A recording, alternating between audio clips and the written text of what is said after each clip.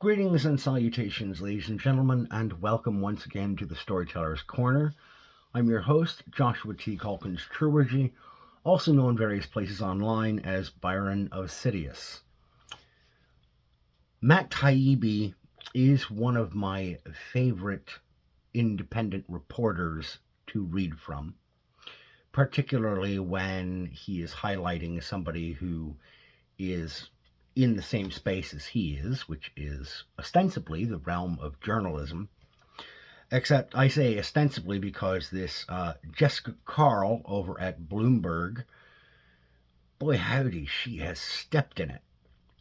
I came across from my Substack feed Mr. Taibbi's most recent piece talking about once again, a call for censorship to be brought down like Thor's hammer, Mjolnir, upon the head of Substack. And once again, it comes from the realm of yet another mainstream publication mouthpiece opinion writer, in this case, Miss Jessica Carl. Karl Marx?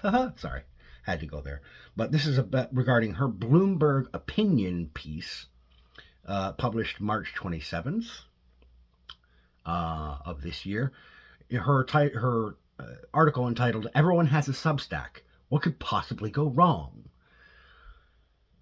So, I am not a paid subscriber to Mr. Taibbi's Substack. I'm just going to put that out there front and center. But enough of his free preview is available for me to glean enough information that I was able to track down the original article that he was referring to. Nice and easy. And that was available for me to read through.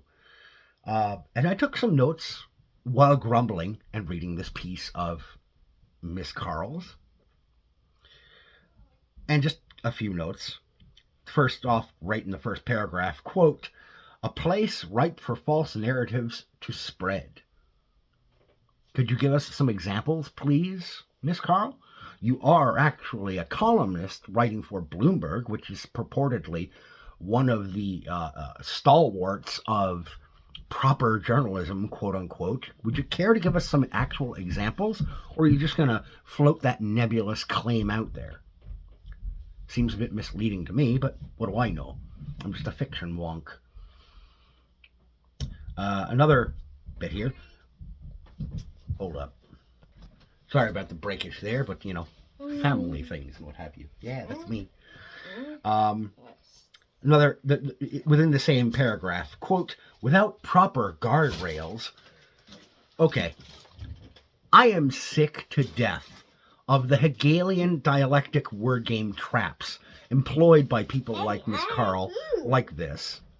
These little bits of Kafka trap fuckery need to die an ignominious death and be planted in a shallow grave, frankly. Next thing that irked me, quote, "Anyone can start one," referring to a newsletter or a Substack. "And there is little to no accountability for what is going out to the public." Accountability, Miss Carl? Do we really think it's wise to talk about platform? Yes, that's a screw. Thank you. Thank you. Do we really want to start poking the bear about platform accountability in light of the decades of exposed and acknowledged lies and misrepresentations that have come from outlets like Bloomberg and the New York Times and the Washington Post? Those lies and misrepresentations and false narratives and lack of accountability that have yet to ever be answered for, Miss Carl? Do we really want to poke that bear? The next note, it shouldn't be lost on anyone that the podcast sources that she cites from the early days of podcasting, when comparing the rise of podcasts to the rise of newsletters on Substack, it shouldn't be lost on anybody that all of them that she refers to, except for Dan Carlin's Hardcore History, rather, I say all, but she only named two out of, she named three. Two of them were from NPR and ESPN. So here she is, an opinion columnist for a mainstream, well-known, heavily institutionalized source talking about the early days of podcasting, and what can she refer to? Nothing but well-sourced in heavily long-term institutionalized sources. No mention of Welcome to Night Vale or Mystic Mondays. Of course not, because those were artistic productions made by small, or in the case of Mystic Mondays, singular creators who built up an organic following based on talent and merit rather than having previous institutional power and resources to fall back on. It's almost like she can't think outside of that framework. Shocker. Also laughable was in the very next couple of sentences when she was talking about the effect or the influence of podcasts on the most recent presidential election.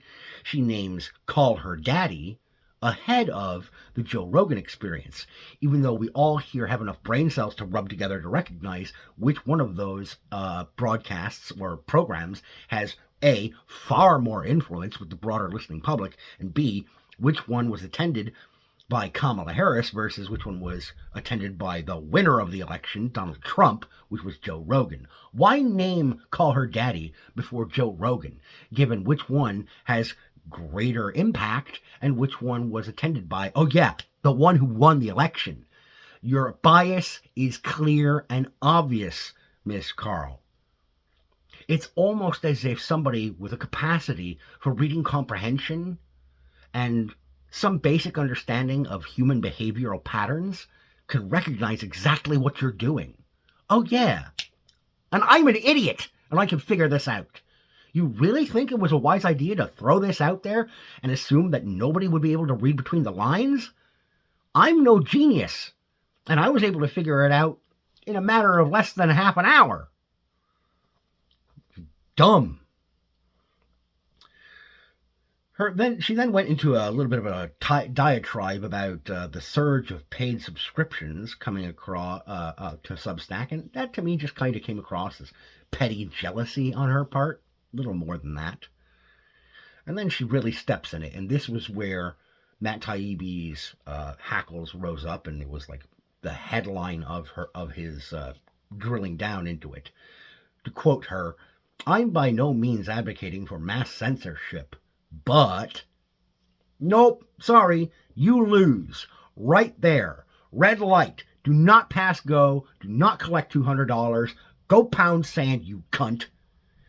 And then, of course, the typical guilt by association tactic that is among the very chief reasons that people no longer trust outlets like Bloomberg. She says, quote, "Do the people," she's talking about people in media who are like jumping ship and starting their own Substacks, quote, "Do they want their work to exist in a space that also houses an unverified hit piece by an anti-Semite? Probably not."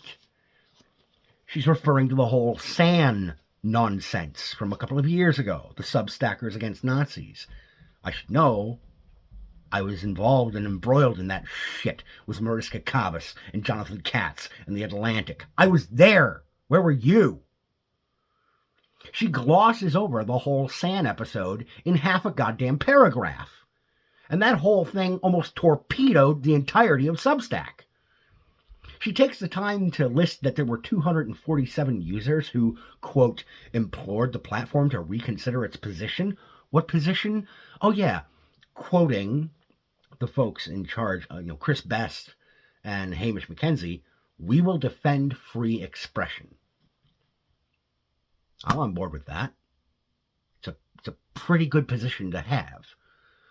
But she utterly ignored that there were hundreds, almost 1,500 articles and comments that flew directly in the face of these shrieking harpy hall monitors calling for censorship on the platform, and who backed Substack's play from Jump Street. So quite frankly, again, Miss Carl, you are being disingenuous. Get fucked.